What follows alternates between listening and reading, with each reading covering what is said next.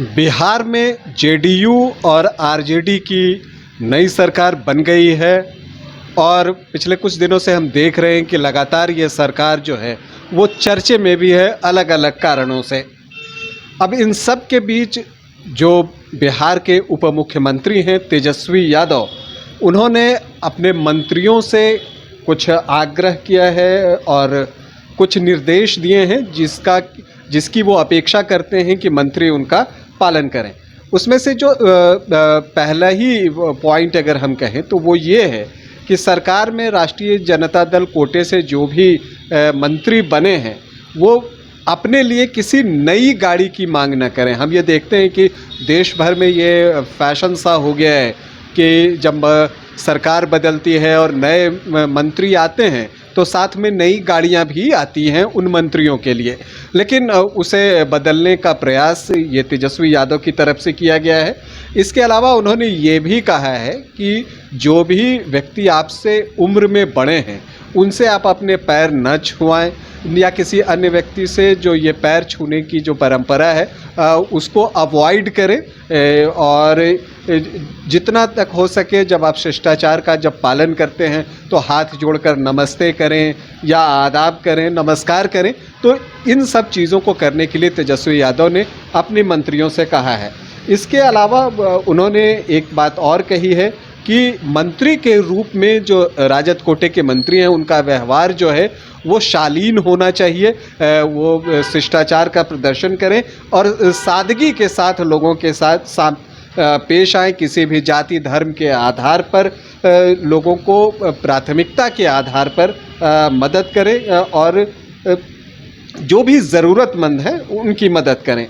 इसके अलावा उन्होंने एक बात और कही है। उन्होंने कहा है ये जो अभिवादन के स्वरूप जो गुलदस्ता दिया या लिया जाता है उसकी जगह पर किताब, पेन, इस तरह की चीज़ों के आदान प्रदान को बढ़ावा दें। इसके अलावा उन्होंने एक बात और कही है कि सभी विभागीय कार्यों में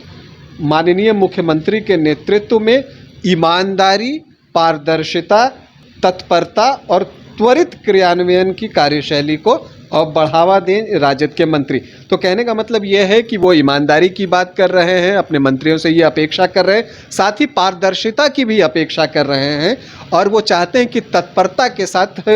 काम को जितनी जल्दी हो सके उसका निष्पादन किया जाए ताकि जनता के लिए बेहतर तरीके से कार्य किया जा सके। इसके अलावा उन्होंने सोशल मीडिया के महत्व को भी स्वीकार किया है और कहा है कि जो भी माननीय मुख्यमंत्री की तरफ से कार्य हो रहा हो या जो विभाग के कार्य हो रहे हो उनको सोशल मीडिया पर प्रसारित करें ताकि लोग जो है वो अवेयर हो सके कि उनके लिए क्या किया जा रहा है और एक तरह से ये सकारात्मक जानकारी जो है वो लोगों को प्राप्त हो सके। तो हम देखें कि तेजस्वी यादव का जो ये निर्देश है या आप अपील कह रहे हैं अपने मंत्रियों से, वो ये बताता है कि जो एक छवि बनी हुई है, हमेशा जब आप राजद की बात करते हैं तो एक टैग लगा रहता है कि जो मंत्री होते हैं या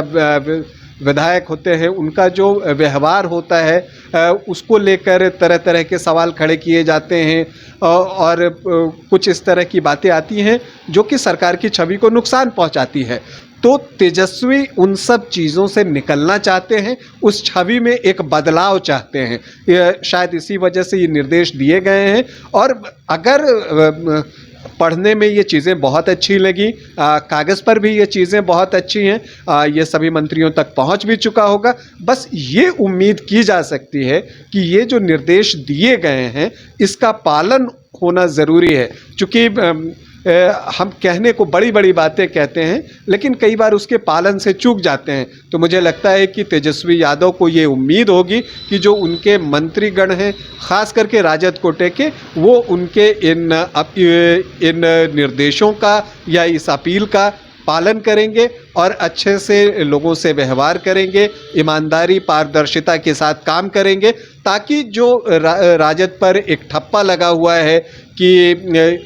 एक जंगल राज की लोग बात तक कर जाते हैं, तो उस छवि से एक मुक्ति पाने की आप कह सकते हैं कि लालसा दिख रही है तेजस्वी के अंदर। निर्देश बहुत ही अच्छे हैं, सकारात्मक हैं। उम्मीद है राजद के मंत्री इसका पालन करेंगे।